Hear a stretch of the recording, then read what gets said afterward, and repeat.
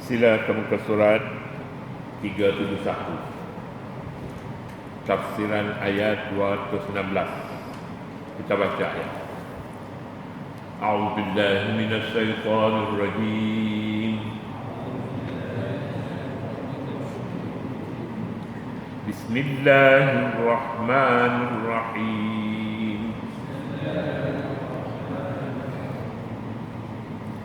كتب عليكم القتال وهو كره لكم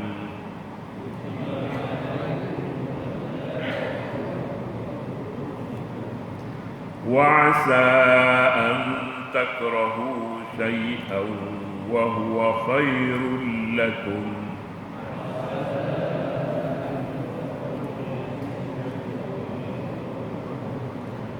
وعسى أن تحبوا شيئا وهو شر لكم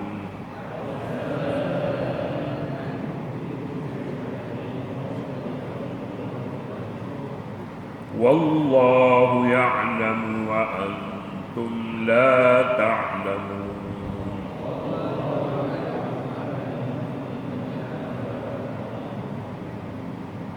صدق الله العظيم.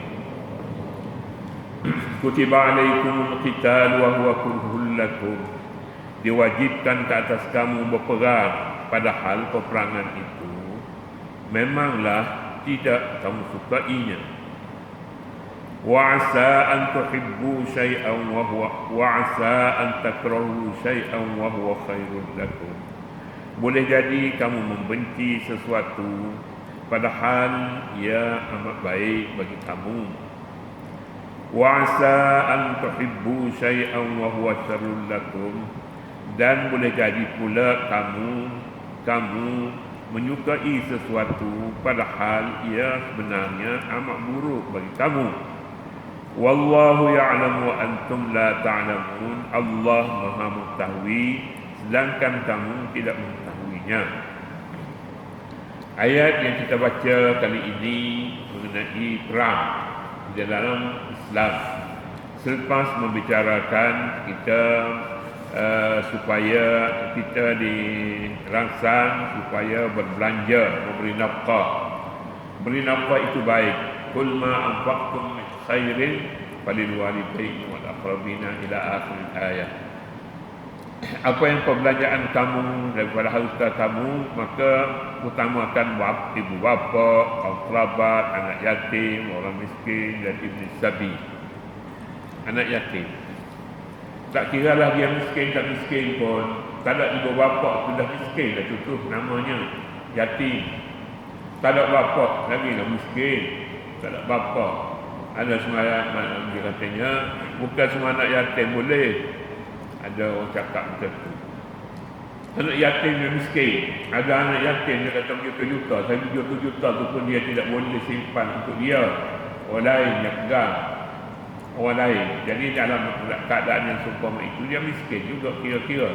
Miskin ni kaya, miskinnya ada duit boleh kita belanja, ada duit tak boleh belanja, orang tu tak wajib zakat lagi, sehingga dia dapat uang itu, sehingga dia dapat uang milik tam namanya. Anak yatim miliknya tidak tam, tidak sempurna. Sebab apa? Sebabnya dia tak boleh guna uang yang ada peninggalan ibu bapanya, tetapi nanti dia balik, boleh dipercayai, boleh memerintah sendiri hartanya, barulah kita boleh anggap dia sama ada kaya. Kita dia kaya pada waktu dia sudah balik. Tapi belum balik, kalaupun ada harta itu dipelihara oleh orang lain, dijaga oleh orang lain. Kita harus faham juga dalam perkara ini, tidak anak yatim zalim dia, mazlum, bukan zalim, mazlum, anyanya. Kutiba alaikumul qital wa huwa kurhul lakum. Diwajibkan ke atas kamu berperang, padahal peperangan itu memanglah tidak disukai. Wa asa an takrahu syai'an wa huwa khairul lakum. Boleh jadi kamu membenci sesuatu padahal ia amat baik bagi kamu. Wa asa an tuhibbu syai'an, dan boleh jadi pula kamu menyukai sesuatu padahal sesuatu itu sebenarnya amatlah buruk bagi kamu. Wallahu ya'lamu wa antum la ta'lamun. Allah Maha mengetahui sedangkan kamu tidak mengetahui. Kamu tidak mengetahui, apalagi maha tak maha lagi dah. Sebab kamu sebagai manusia memanglah begitu. Memang begitu. Kalaupun mengetahui, maka kamu mengetahui itu pun qalil, sedikit saja, sedikit. Walaupun seluas mana? Seluas air laut. Air laut luaslah, lebih luas daripada bumi, tapi berbanding dengan ilmu Allah Subhanahu wa taala, air laut pun sedikit. Wa ma utitum minal ilmi illa qalila. Aku tidak berikan kepada kamu ilmu melainkan sedikit saja. Yang sedikit inilah yang berkelahi hari ini pun. Khilaf sana, khilaf sini, ikhtilaf sana, ikhtilaf sini, tak bergema antara satu dengan lain, benci membenci disebabkan adanya ikhtilaf antara satu dengan lain. Kita harus faham sindiran Allah Subhanahu wa taala yang menyatakan ilmu kamu sedikit, kamu tak usah banggalah dengan ilmu yang sedikit ini. Kadang-kadang apa yang kita tahu itu yang orang lain tak tahu, kita seorang tahu. Banyak lagi yang orang lain tahu, kita tak tahu. Kita tak tahu. Dalam apa bidang sekalipun, kita tak tahu, orang lain semua tahu. Tidakkah ini namanya utitum minal ilmi illa qalila? Aku tak beri ilmu sikit saja yang aku beri kepada kamu. Jadi dengan itu, ini adalah satu ayat yang mendorong kita supaya kita merendah diri, kita sentiasa tawadhu, sentiasa memohon kepada Allah supaya kita diberi ilmu yang bermanfaat. Allahumma inni as'aluka ilman nafi'an. Wahai Allah, aku minta kepada kamu ilmu yang berguna. Ada ilmu tak berguna, banyak ilmu tak berguna. Buka internet tu, buka internet, tanya dianya nak buka kunci macam mana. Ibu kunci nak buka, dia cakap satu demi satu, kecil dia bawa dawai, dia buka. Ibu kunci yang macam tu lah juga, rumah besar tu, dia tu ajar tu. Yang dia tu ajar tu tak pandai kita. Yalah tak pandai tu kita tidak minta kita minta Tuhan ilmu yang bermanfaat.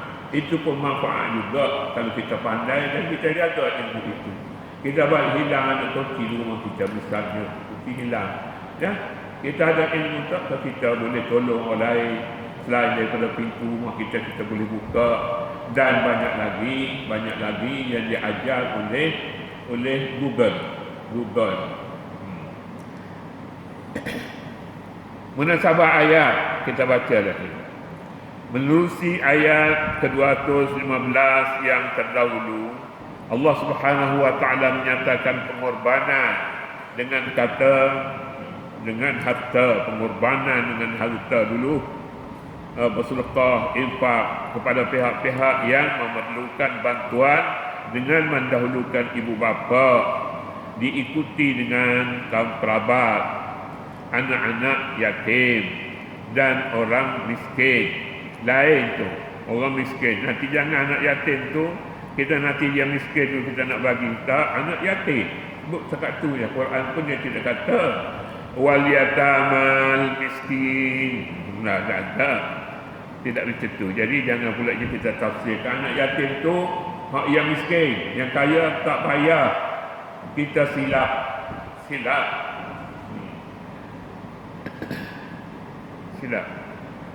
Jadi atas tiket miskin dia boleh menerima bantuan, atas tiket dia anak yatim bahagian lain pula. Satu sajalah kalau guna tiket anak yatim, tak ada lah tiket orang miskin dua kali, tak ada macam tu. Kalau dua kali itu lain-lain, yang dia sebutkan macam lain pula. Menerusi ayat ke-216 ini pula Allah Subhanahu wa taala menyatakan pengorbanan dengan jiwa raga, dengan keluar untuk berperang. Pengorbanan dengan harta dan jiwa raga mempunyai hubungan yang erat dengan harta. Tumbuhan erat dengan harta, pengorbanan. Korban harta satu perkara, berkorban dengan tenaga satu perkara. Kita lihat, perang hanya pilihan terakhir. Perang pilihan terakhir. Maknanya, kalaulah semua sekali jalan-jalan untuk kita menegakkan agama Allah sudah tidak ada jalan lagi, maka apa harus kita lakukan? Tak ada jawapannya selain daripada kita perang sajalah. Kita beradu tenaga di medan, di tempat-tempat lain lah, di kawasan yang sesuai. Pasal berperang pun tak boleh juga kita perang dalam kota. Habislah kita masuk pinggang. Begitu. Dengan harta.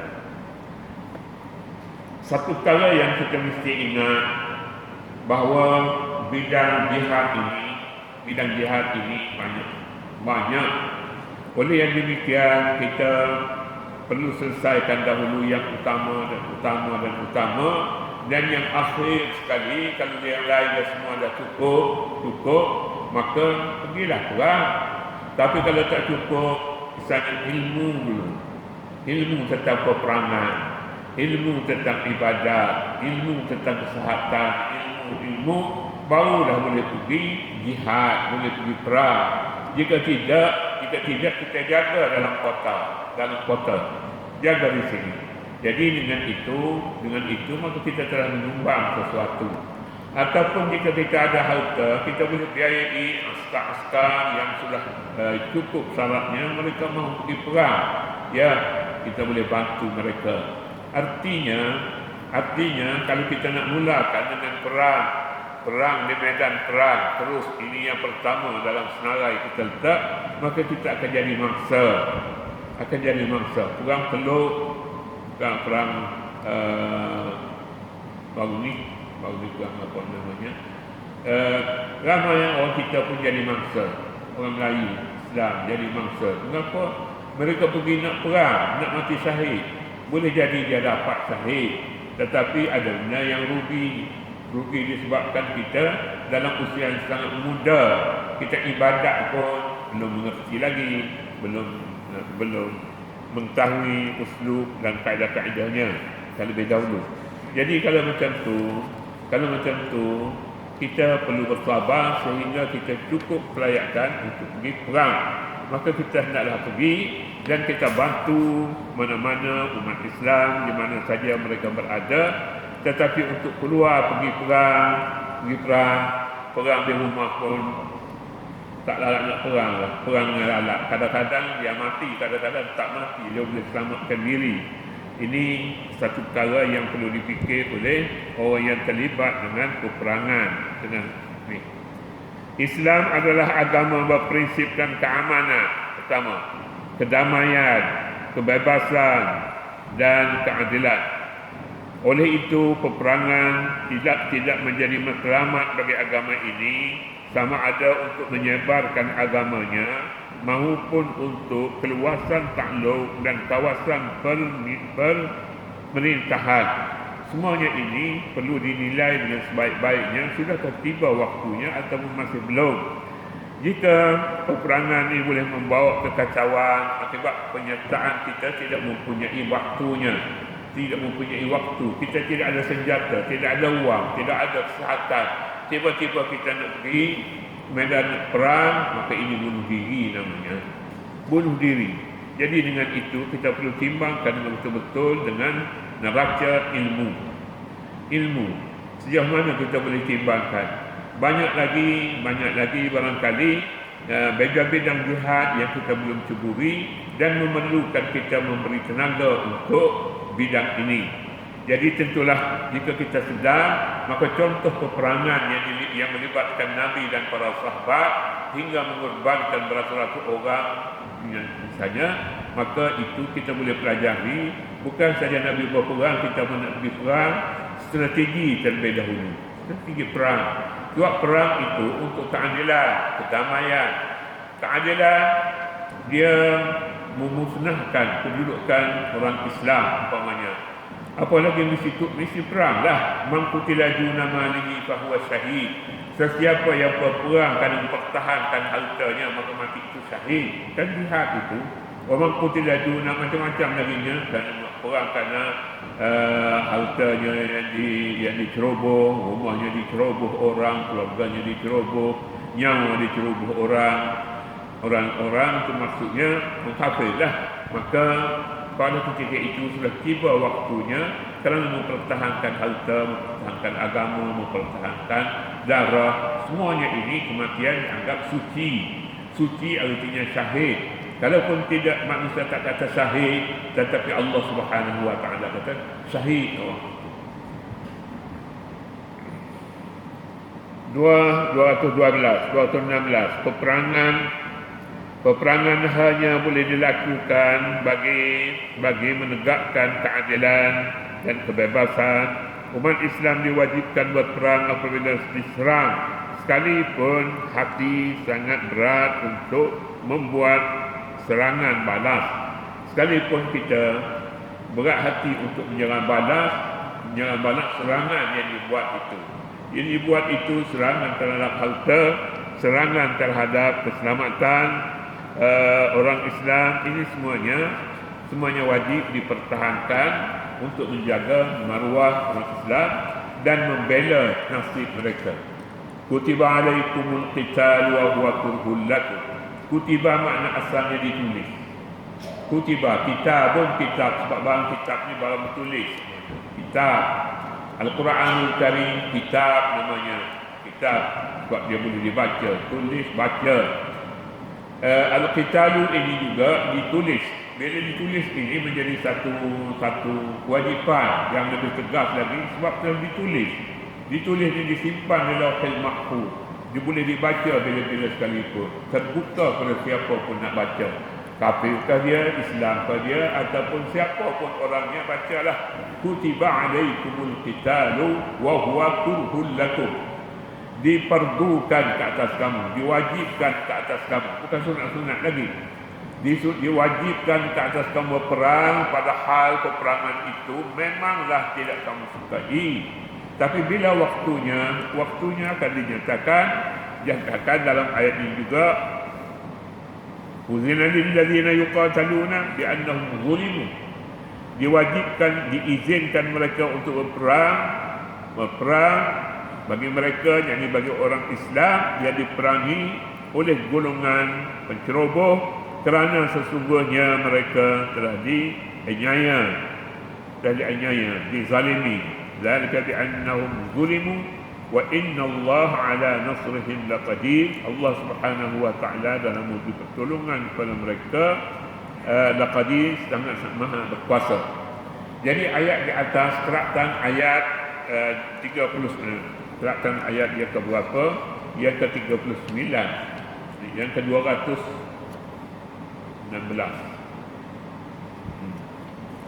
Ayat 216. Ayat yang laqadi di bawah itu ayat dalam suratul Hajj. Antara sebab peperangan diharuskan dalam Islam ialah kerana menolong orang yang dizalimi. Kita akan berada pada pihak orang yang dizalimi, bukan pihak yang membuat zalim. Kuasa-kuasa besar hari ini mereka membuat zalim. Mereka tidak boleh kita berada di belakang mereka sebab mereka zalim. Kita seharusnya membantu orang-orang yang dizalimi. Jadi orang yang dizalimi kadang-kadangnya dia sadar dia dizalimi dan dia salah. Maka kita perbetulkan, itu pun satu pertolongan yang boleh kita sumbangkan. Kita bawa mereka pada jalan yang betul, lurus, dan menyelamatkan mangsa dari kezaliman. Ini juga kutiba alaikumul qital, diwajibkan kamu berperang, menyelamatkan mangsa dari kezaliman. Jangan pula mangsa itu dia mengikuti orang lain, mengikuti orang kafir misalnya, serta memberikan mereka hak yang sepatutnya mereka nikmati seperti yang dinikmati oleh orang lain. Jadi orang yang dizalimi ini orang yang nikmatnya diceroboh ataupun dirampas. Jadilah dia orang yang dizalimi. Dahulunya dia kaya tapi hartanya telah dirompak orang, maka jadi miskin. Orang ini wajib dibantu sebab dia menjadi mangsa kepada golongan yang mempunyai kuasa, memberikan mereka hak yang sepatutnya mereka nikmati seperti yang dinikmati orang-orang lain.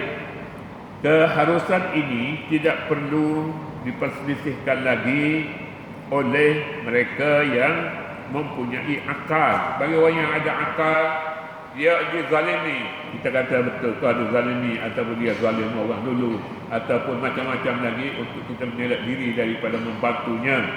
Jadi ayat jelas sekali menyatakan bahawa keharusan itu tidak perlu diperselisihkan lagi setelah dia itu dizalimi oleh mereka yang mempunyai akal. Orang yang ada akal tidak mempertikaikan lagi orang yang dizalimi itu memang wajib kita tolong.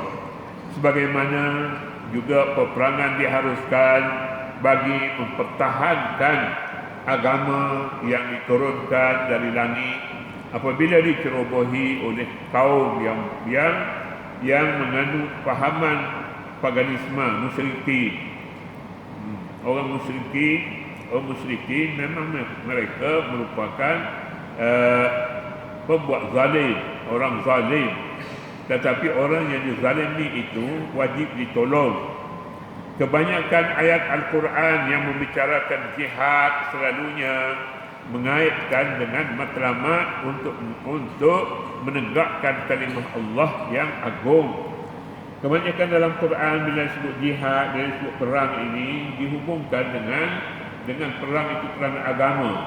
Wa kalimatullahi hiyal ulya. Kalimah Allah paling tinggi sekali. Ceroboh saja perkataan Allah Subhanahu wa taala dikoyak ke, dibakar ke, Quran dibuang dalam tong sampah ke, sudah tiba waktunya pada ketika itu mesti kita perang dengan menggunakan saluran-salurannya yang tertentu. Tapi kita nak perang dengan tak tentu pasal, itu bukan caranya. Kita perang mestinya lah peperangan di dalam Islam ini sijar, timba. Timba ni sekali turun, sekali naik, sekali turun, sekali naik. Tapi kalau kita hanyalah turun-turun tu mati terus. Tak payahlah, matilah dulu. Al-harbu bainana wa bainahum sijar. Abu Sufyan bila dia pergi ke Habasyah, Raja Habasyah panggil Abu Sufyan pergi ke istana. Apa hubungan kamu dengan Muhammad? Patutnya Abu Sufyan ini dia orang kafir pada ketika itu belum Islam lagi. Dia akan cakap berbelit-belit sikitlah. Tidak, orang Arab dia tidak berdusta dululah. Kalau sekarang dia berdusta, ini yang sudah dimasuk pengaruh luar. Abu Sufyan jawab, al-harbu bainana wa bainahum sijar. Peperangan di antara kami dengan mereka itu orang Islam. Sijar maknanya timba dalam telaga. Sekali kita holor dalam telaga, kemudian kita tarik dia naik, dia holor dalam telaga, kita tarik dia naik, itu namanya sijar. Tetapi kalau dia turun senyap gitu, itu tak jadilah. Maknanya dia tidak mempunyai kuasa untuk berperang ataupun tidak mempunyai ilmu. Islam membolehkan berperang apabila kita mempunyai strategi untuk menang, ada chance, ada peluang untuk menang, maka itulah dia masa yang tepat bagi kita untuk berperang. Kemudian seterusnya ayat memperkatakan ulasan kepada ayat yang kita baca tadi, dan kita akan sambung kemudianlah. Allah Subhanahu wa taala a'lam. Saya rasa kita nak buat besok kita puasa besok kita raya hari ni, puasa maksudnya. Hari ni kita cuti mulai esok. Berapa hari cuti?